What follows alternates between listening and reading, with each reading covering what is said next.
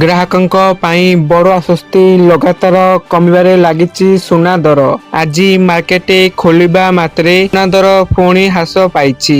24 carat ସୁନା 1420 ଟଙ୍କା ହ୍ରାସ 10 ଗ୍ରାମ ପିଛା 1,51,900 ହୋଇଛି।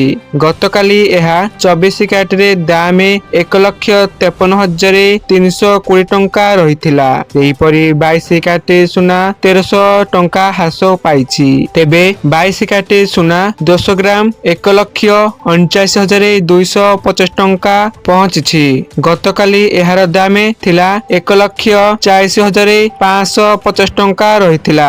ଅନ୍ୟପଟେ ରୂପା କିଲୋ ମଧ୍ୟ ହ୍ରାସ ପାଇଛି। ଆଜି 20,000 କମିଛି ରୂପା ଦର। ରୂପା କିଲୋଗ୍ରାମ ପିଛା 20,000 କମିବା ପରେ ଏହା 2,80,000ରେ ପହଞ୍ଚିଛି। ଗତକାଲି ରୂପା କିଲୋ 3 ଲକ୍ଷ ରହିଥିଲା। ତ ଏହା ଥିଲା ସୂଚନା। ଆପଣମାନେ ଭିଡ଼ିଓକୁ ସମ୍ପୂର୍ଣ୍ଣ ଦେଖିଥିବାରୁ ଆପଣମାନଙ୍କୁ ଧନ୍ୟବାଦ।